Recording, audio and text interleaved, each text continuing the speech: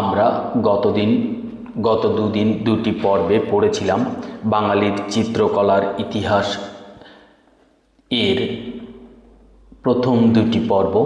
আজ পড়ব এর তৃতীয় বা শেষ পর্ব, যেখানে আছে আধুনিক চিত্রকলা সম্পর্কে আলোচনা, যার হেডিং আধুনিকতা ও বাংলা চিত্রকলা। তো আমাদের আলোচনার প্রাক পর্বে এটুকু জানিয়ে নেওয়া দরকার, আমরা বাংলা চিত্রকলার ইতিহাসের এক অসাধারণ অধ্যায়ের পাতা উল্টাব। এমন এক সময়ের গল্প যখন শিল্পীরা নিজেদের পরিচয় খুঁজছিলেন নিজেদের ভাষা।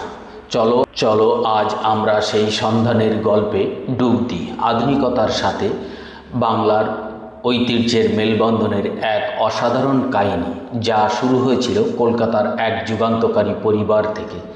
আচ্ছা, কোনো জাতি কিভাবে তার নিজের শিল্পের ভাষা খুঁজে পায় বলতে পারো? বিশেষ করে যখন ঔপনিবেশিক শাসনের ছায়ায় তার নিজের সংস্কৃতি কিছুটা ঢাকা পড়ে গেছে। ঠিক এই প্রশ্নটাই কিন্তু বিংশ শতাব্দীর শুরুতে বাঙালি শিল্পীদের জন্য এক বিরাট চ্যালেঞ্জ হয়ে দাঁড়িয়েছিল। মানে, একদিকে ব্রিটিশ একাডেমির রীতির দাপট, আর অন্যদিকে নিজেদের শিকড়ে ফেরার এক তাগিদ।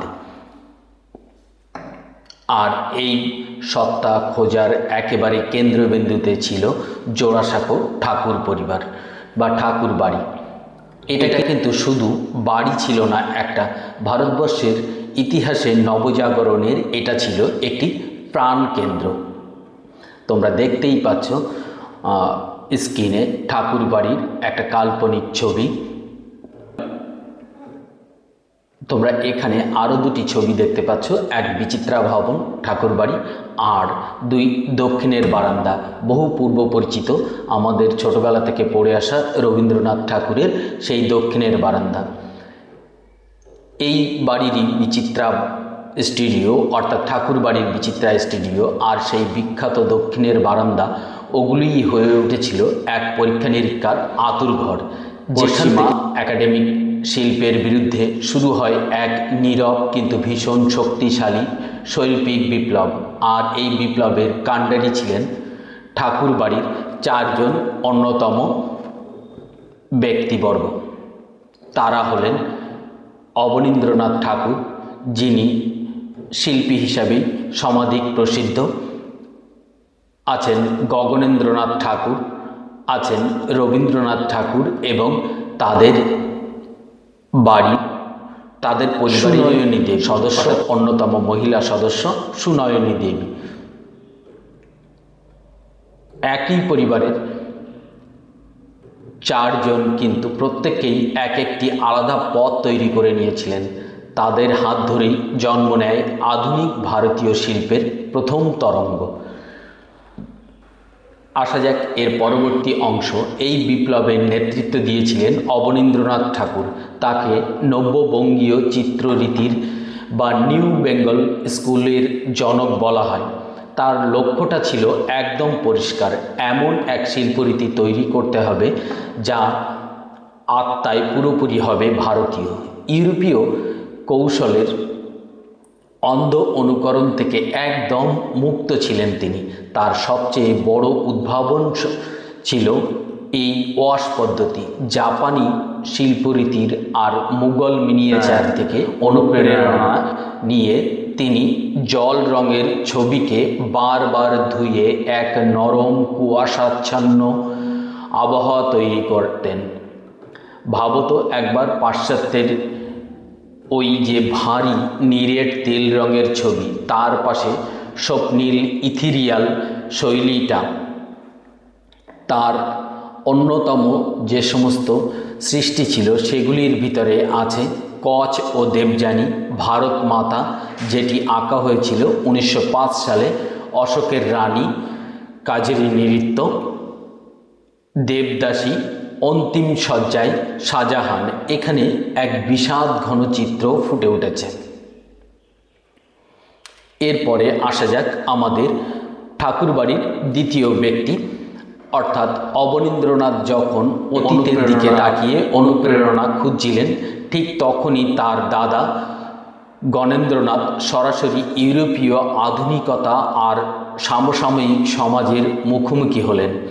একদিকে তিনি কিউবিজম বা জ্যামিতিক চিত্রাকার গ্রহণ করলেন, আর অন্যদিকে শানিত ব্যঙ্গচিত্রের মাধ্যমে তখনকার ইঙ্গবঙ্গ সমাজ মানে ইংরেজ আর বাঙালির সংস্কৃতির মিশলে তৈরি হওয়া শহরী সমাজের কঠোর সমালোচনা করতেন। এ প্রসঙ্গে আমাদের প্রশ্ন এসেই যায়, কিউবিজম কি? তোমরা চিত্রে বা স্ক্রিনে দেখতে পাচ্ছ দ্বিতীয় একটি ছবি, যেখানে জ্যামিতিক কিছু চিত্র বা জ্যামিতিক আকারে তৈরি করা কিছু অংশ, যেগুলি পরস্পর মিলে একটা চিত্র তৈরি হয়েছে, সম্পূর্ণ চিত্র। জ্যামিতিক কিছু কিছু, অর্থাৎ ত্রিভুজ হতে পারে, চতুর্ভুজ হতে পারে, বৃত্ত হতে পারে, এগুলি পাশাপাশি সাজিয়ে এক নতুন চিত্র তৈরি করা, একেই বলা হয় কিউবিজম। তো ভারতবর্ষে তথা বাংলাদেশে কিউবিজমের জনক ছিলেন মূলত গগনেন্দ্রনাথ ঠাকুর। তার অন্যতম ছবি হলো ব্যারিস্টারদের স্বদেশিয়ানা। এছাড়াও ইঙ্গবঙ্গ নিয়ে তার প্রচুর ব্যঙ্গাত্মক চিত্র দেখা যায়।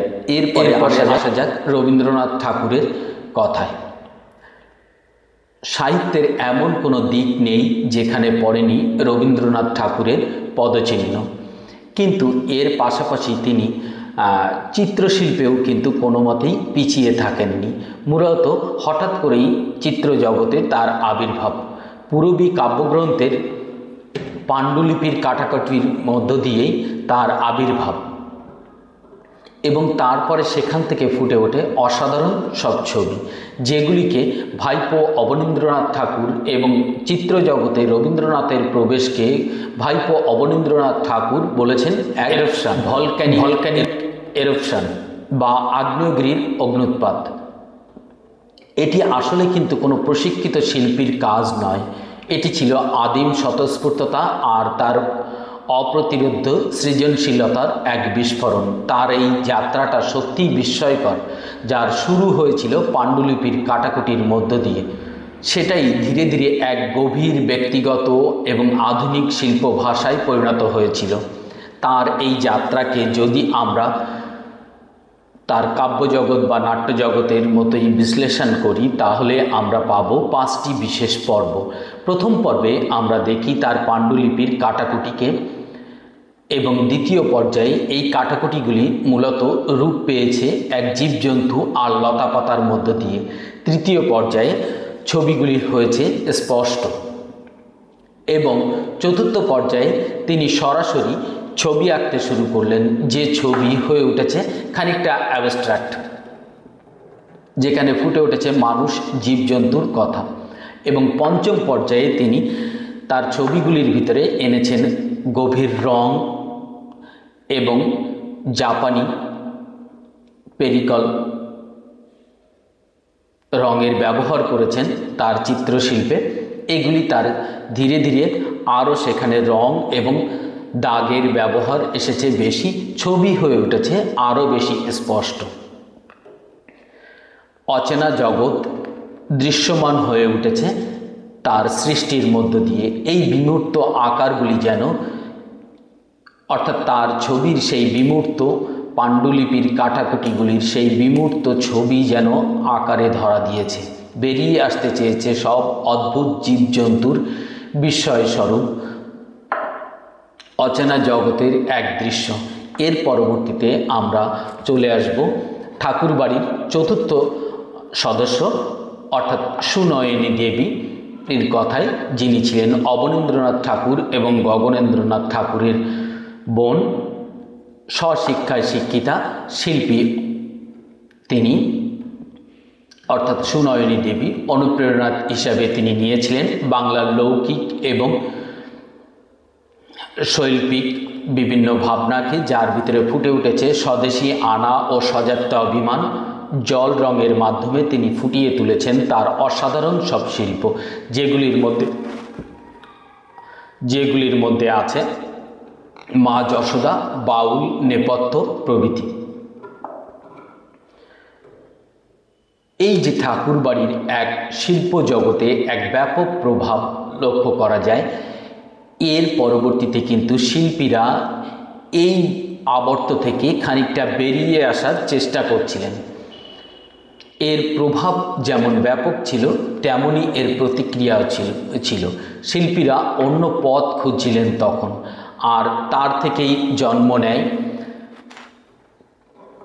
দুই সম্পূর্ণ ভিন্ন ধারা। এদের মধ্যে অন্যতম একজন শিল্পী ছিলেন শিল্পী যামিনী রায়। তিনি প্রথম ব্রিটিশ একাডেমিক রীতিতে পড়াশোনা করলেও স্বদেশী চেতনায় উদ্বুদ্ধ হয়ে সচেতনভাবে সেই পথটাকে ছেড়ে দিয়ে এক নতুন পথে যাত্রা করেন। তিনি ফিরে যান বাংলা মাটির কাছে। লোকশিল্পের সরলতা আর বলিষ্ঠতা ধরা পড়েছে তার শিল্পে। বিশেষ করে পটচিত্রের আঙ্গিকে তিনি যেন নিজের শিকড়ে ফেরার চেষ্টা করেছেন। এখান থেকেই বোঝা যায় বাংলার শিল্প জগৎটা তখন এক জীবন্ত বিতর্কের মতোই হয়ে উঠেছিল। একদিকে যামিনী রায়ের মতো শিল্পীরা দেশের মাটির ঐতিহ্যের দিকে ফিরছেন, আর অন্যদিকে হেমেন্দ্রনাথ মজুমদার এবং অতুলচন্দ্র বসুর মতো শিল্পীরা লন্ডনে রয়্যাল একাডেমিতে প্রশিক্ষণ নিয়ে পাশ্চাত্য রীতির বাস্তবতাকে নিখুঁতভাবে ফুটিয়ে তুলেছেন। এই শৈল্পিক চিন্তাভাবনার প্রাতিষ্ঠানিক রূপ পায় শান্তিনিকেতনে। তোমরা দেখতেই পাচ্ছ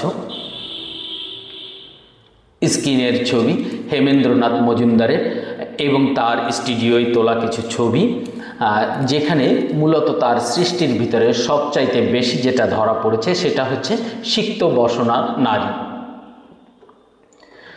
যখন এই পর্যায়ে চলছিল বাংলা চিত্র জগৎ, তখন শান্তিনিকেতনের যে ভিন্ন ধারা চলেছিল, অর্থাৎ একদিকে ব্রিটিশ একাডেমি শিক্ষা, অন্যদিকে শান্তিনিকেতনে চলেছিল এক ভিন্ন রীতির শিক্ষা।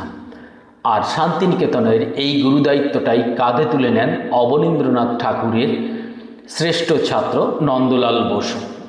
আসা যাক নন্দলাল বসুর কথায়। এই গুরুদায়িত্বটা কাঁধে তুলে নেন অবনীন্দ্রনাথের শ্রেষ্ঠ ছাত্র নন্দলাল বসু। তিনি তার গুরুদেবের দর্শনকে আরও অনেকটাই প্রসারিত করেন। নন্দলাল বসু তার গুরু অবনীন্দ্রনাথের পৌরাণিক প্রেক্ষাপট থেকে সরে এলেন। তিনি ছবির বিষয় হিসাবে বেছে নিলেন চারিপাশের গ্রাম্য জীবনকে। তিনি বুঝতে পেরেছিলেন সাধারণ মানুষের দৈনন্দিন জীবনের মধ্য দিয়েই ভারতবর্ষের আসল আত্মা ফুটে উঠেছে। তার চিত্রগুলির ভিতরে আছে উল্লেখযোগ্য হলো হালকর্ষণ এবং রবীন্দ্রনাথ ঠাকুরের সহজ পাঠের, তোমরা দেখতেই পাচ্ছ নিচে ব্যানারে, সহজ পাঠের অলঙ্করণ। গ্রাম্য জীবনের ভিতরে নন্দলাল বসু যে ভারতীয় আত্মা খুঁজে পেয়েছিলেন, আর তার এই জীবনযাত্রার মর্যাদা তুলে ধরার মধ্য দিয়েই তিনি খুঁজে পেয়েছিলেন জাতীয় আন্দোলনের এক নতুন শৈল্পিক ভাষা। নন্দলালের শিল্পকর্ম ভারতের স্বাধীনতা সংগ্রামের সঙ্গে ওতপ্রোতভাবে কিন্তু উঠেছিল জড়িয়ে।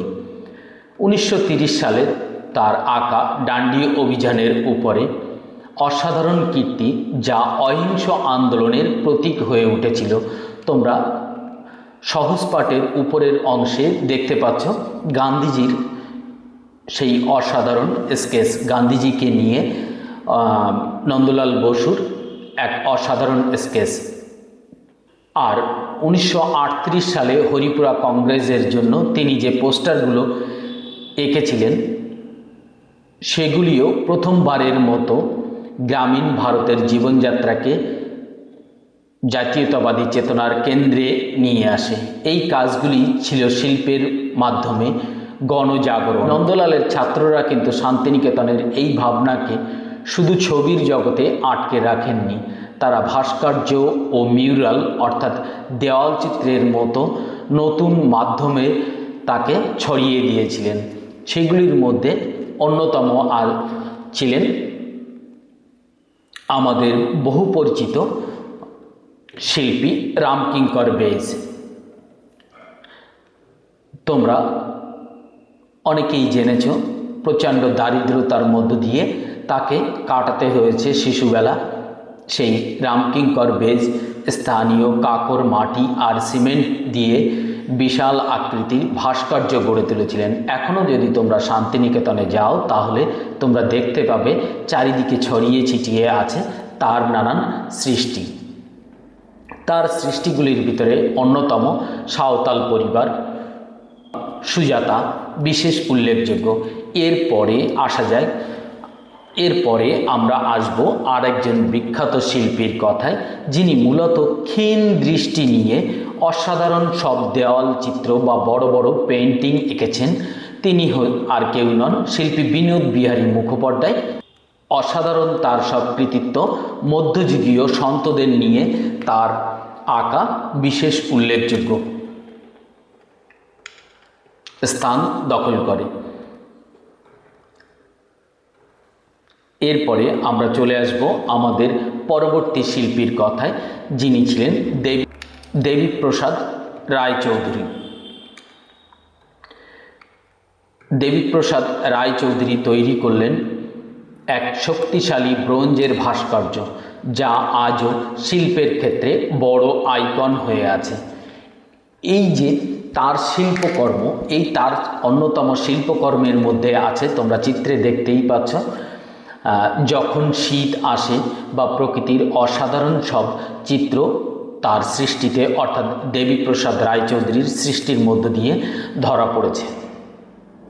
শিল্প যখন এই যে 1940-এর দশকে চলেছে এগিয়ে, ঠিক তখনই কিন্তু এক গভীর সংকটের মুহূর্ত সৃষ্টি হয়েছে শিল্প জগৎ তথা ভারতবর্ষের তথা বাংলাদেশের মানুষের জীবনে।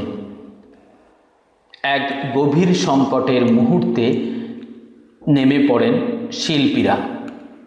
নির্মম বাস্তবতার মুখোমুখি হয়ে ওঠেন তারা, যার চিত্র তোমরা দেখতে পাচ্ছ। অর্থাৎ আমি যে অংশটার কথা বলতে চাইছি সেটা হচ্ছে 1943-এর মর্মান্তিক দুর্ভিক্ষের কথা। তোমরা চিত্রে দেখতেই পাচ্ছ সেই মর্মান্তিক দুর্ভিক্ষের কথা, যেখানে শিল্পীরা মূলত বেরিয়ে এসেছেন তাদের শৌখিনতার জগৎ ছেড়ে একেবারে বাস্তবের মাটিতে। দুর্ভিক্ষের সময়ে কাগজের অভাবে কেউ কেউ ছবিকে করে তুলেছেন আরও বেশি বাস্তব, আর এই বাস্তবতার অর্থাৎ ছবির মাধ্যমে বাস্তবতাকে আনতে গিয়ে তারা কখনো কখনো কালি বা উন্নত পেইন্টিংয়ের দ্রব্য সামগ্রীকে ব্যবহার করেননি, বরং ব্যবহার করেছেন কেবলমাত্র পেন্সিল এবং বাজার চলতি কম দামি কাগজ। দ্বিতীয় বিশ্বযুদ্ধেও আর তার মধ্যেই বাংলায় নেমে এলো মানব সৃষ্টি এক ভয়ঙ্কর দুর্ভিক্ষ বা মন্বন্তর। এই বিধ্বংসী প্রভাব যে শিল্পে মানব সৃষ্টি, এই মন্বন্তর বা দুর্ভিক্ষ যে কি বিধ্বংসী প্রভাব ফেলেছিল, যা ভিতরটাকে নাড়া দিয়ে ফেরে। তোমরা চিত্রে কিন্তু তেমনই একটা চিত্র দেখতেই পাচ্ছ। তো এই সময়ে শিল্পীদের ভিতরে যারা ছিলেন অন্যতম, তার ভিতরে আছেন জয়নুল আবেদিন। আসা যাক শিল্পী জয়নুল আবেদিনের সৃষ্টির মাঝে। তার সৃষ্টির চিত্রগুলোকে কিন্তু তোমরা কম বেশি দেখতেই পাচ্ছ।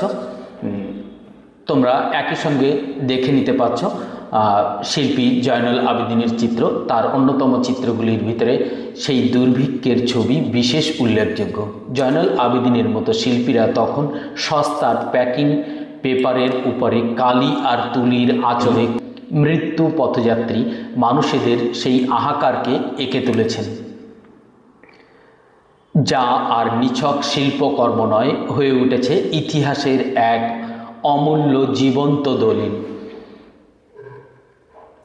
জয়নুল আবেদিনের ছবিগুলি তোমরা একটু দেখে নাও। আর এই ভয়ঙ্কর সংকটে অর্থাৎ মন্বন্তরের সম্মুখে দাঁড়িয়ে সরাসরি এই প্রক্রিয়া হিসাবেই 1943 সালে প্রতিষ্ঠিত হয় ক্যালকাটা গ্রুপ। এই গ্রুপের শিল্পীরা মনে প্রাণে বিশ্বাস করতেন শিল্পকে হতে হবে সমসাময়িক, বর্তমানের সঙ্গে সংযুক্ত। তাদের উদ্দেশ্য ছিল খুবই স্পষ্ট। এই সময়ের শিল্পীদের ভিতরে অন্যতম ছিলেন শুভ ঠাকুর, নীরদ মজুমদার, রথীন মিত্র, গোপাল ঘোষ প্রমুখ। তাদের একটি চিত্র তোমরা দেখতেই পাচ্ছ স্ক্রিনে। তাদের উদ্দেশ্য ছিল খুবই স্পষ্ট, অর্থাৎ ক্যালকাটা গ্রুপের শিল্পীদের উদ্দেশ্য ছিল খুবই স্পষ্ট।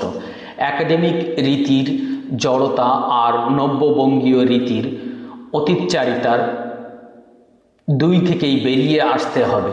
শিল্পের কাজ শুধু পিছনে ফিরে তাকানো নয়, তাকে বর্তমানের কঠিন বাস্তবতার মুখোমুখি দাঁড় করাতে হবে। সুতরাং ঠাকুরবাড়ির সেই প্রথম অভিঘাত থেকে শুরু করে লোকশিল্পের পুনর্জাগরণ, শান্তিনিকেতনের প্রসার আর মন্বন্তরের সেই ভয়ঙ্কর আঘাত, এই সব কিছুর পথ ধরেই বাংলায় শিল্পকলার স্বাধীনতার পরবর্তী যুগে প্রবেশ করে। এই টাইমলাইনটা দেখলে তার পুরোপুরি যাত্রাটাই কিন্তু বোঝা যায়, এক নজরে স্পষ্ট হয়ে ওঠে তার সেই পুরো যাত্রা।